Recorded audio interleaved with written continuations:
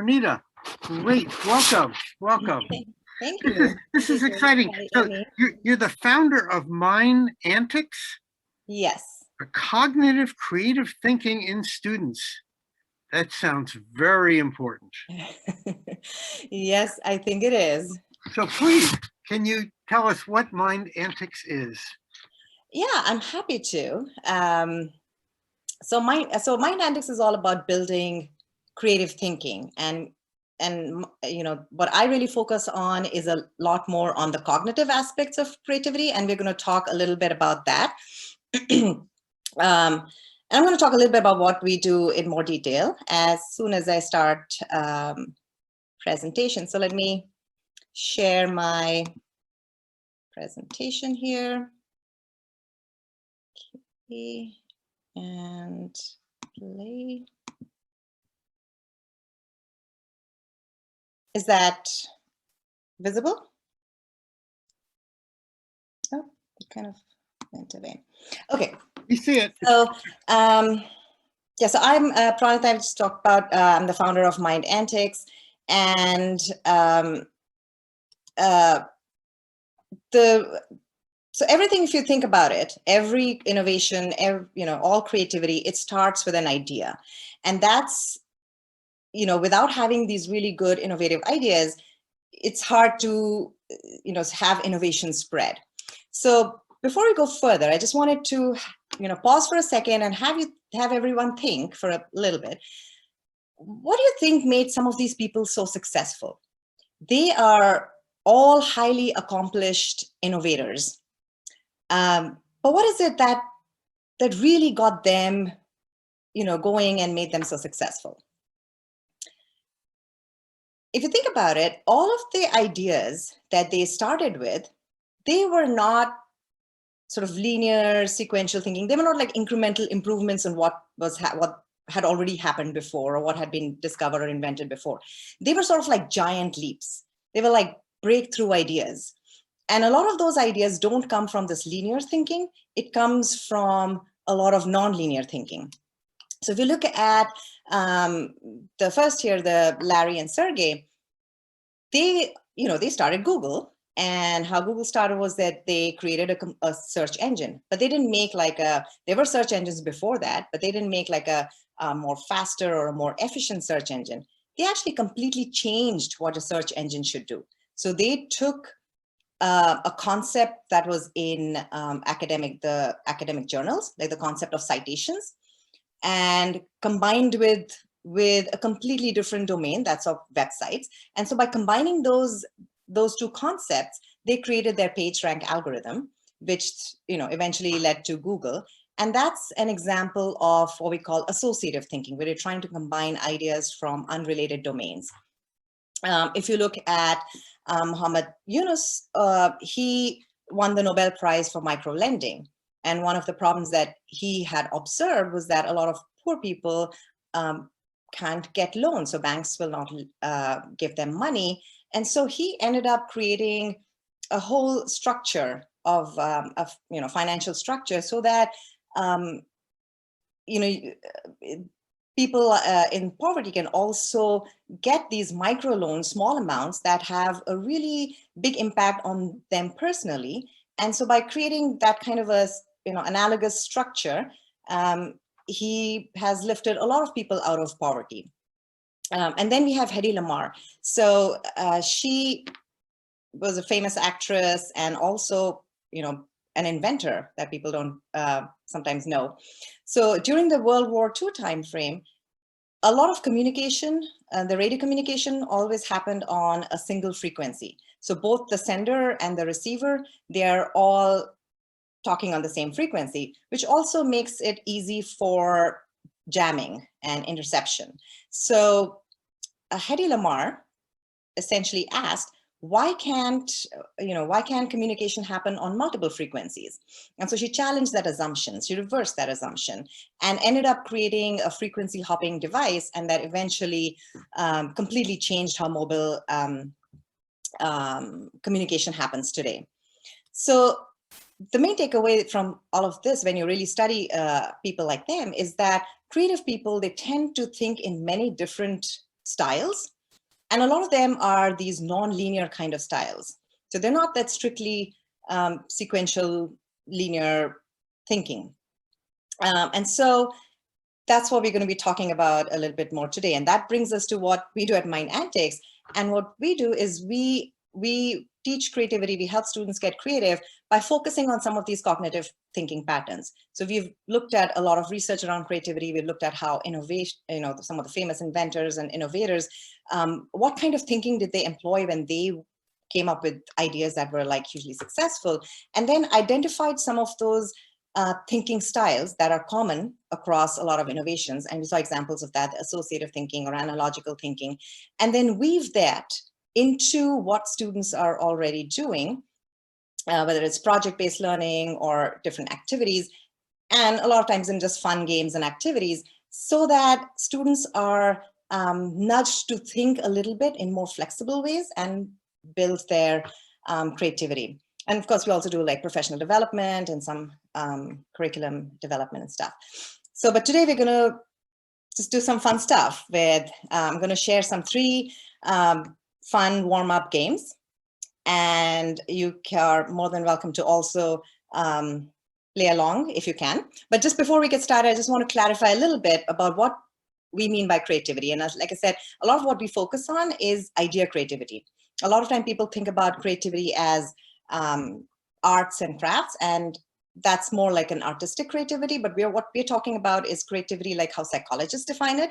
And they define it as an idea that is both original and useful. So if your idea is very original, but it doesn't really solve any problem or isn't really appropriate in a certain context, then it might be imaginative, but it's not really creative. And then the flip side, if you have an idea that solves a problem, but it's the method has been done before, then again, it's a useful idea, but it's not necessarily creative. To be creative, you need both those components. All right, so just getting that out of the way, but let's get started. So the first game we call Wacky Inventions. And this can be done if obviously I've done it in the school setting with kids. You can, if you're a teacher listening in, you can do that in your classroom with, have kids break them up into groups of 4 or 5. But again, this is also a fun activity that you can play at home, just think of it as a fun dinner activity. And the idea is that everybody thinks of like a simple object. Usually I recommend that don't do any electronic type stuff, nothing complex, nothing with like too many parts and stuff like that. And then once everybody's thought of those idea, you kind of share. And then as a family or as a group, you're going to pick any of those 2 objects and then try to combine them in some interesting way to make a new kind of invention. And of course, you have to think about why is that invention useful? Most likely it's going to be original because you're combining something completely random. And you don't always have to combine literally the objects. You can sometimes take an object and think of an attribute that's important in that object or salient to the object and combine that. So for example, if one of your objects was a soccer ball, you might think of, yes, you can think of something spherical, but you can also think of something inflatable. You can think of something with like patterns of pentagons and hexagons or whatever, and use that attribute into your design. And of course, like you can extend it, make an infomercial, you can have fun with it. So here's an example, and you can kind of play along as you're listening to this. So if you have 2 objects, I'm giving you a water bottle and a football. What could you do? What could you make out of this that you would that would be a good and fun invention? And I actually gave this to some of the students, and they came up with an idea of a water bottle, or rather as a football. So the water bottle is kind of integrated into the football. So think of it as you have a football and you open one end of it, and inside there's a water bottle. You can drink water and close the cap again, and it's back to being a football again. And it's useful because now you don't have to, if you're going out to the park to play, you don't have to carry 2 things with you. You just carry this one thing, you play with it when you're tired and take a sip of water and you can start all over again. So it kind of meets both those criteria. So just kind of an example of how you would play this game. All right, the next one is what we call opposite day. And in here, you're going to take something that you just pick something that you already, kind of take for granted most of the time, that is an assumption, and then you try to reverse it. An example of this would be like, we typically associate libraries with obviously books, right? Libraries contain books. But now let's reverse this and say libraries don't have books. So now we have to think of a situation or a scenario where this will actually make sense. For example, you say, okay, maybe instead of books, I could have a library that lends out power tools. And that would be useful because now I don't have to own a lot of power tools. I can just go when I need something, I don't need to do a project in the house. I go there, borrow it, and come back and use it and return it when I'm done. And this is useful, obviously, because now people don't have to own tons of stuff in their homes. They, there's a ready resource for lending things out. So here's another example that kind of more related to a product, and see if you can come up with ideas. Now, we typically associate tables with, flat surface and 4 legs, but what if we said tables don't have legs? Now, what kind of table would you make? Why would it be useful? Or who would it, in what situations would it be useful? So again, like one of the student groups, they came up with a table which is supported by these wires from the ceiling. So it kind of hangs down from the ceiling when you need it, when you use it, and when you don't need it, you can raise it up again and you have space. And so the idea is that this would be a space-saving kind of a design. All right, so my very last game, and this is what we call proverbial tales. And this is, again, a very fun activity they can do as a family dinner activity. So you pick, and the idea is that this is to build analogical thinking. So what you do here is you would pick a well-known proverb. So in this, suppose it's like a stitch in time saves 9. And, like every country, every culture, they have their own set of proverbs and idioms, but you can use that. And now you have, as a family, have to create a story that fits with the proverb. So in some sense, so it's building that analogical thinking because you have to understand the structure of the proverb, and then you have to construct a story that follows the same structure.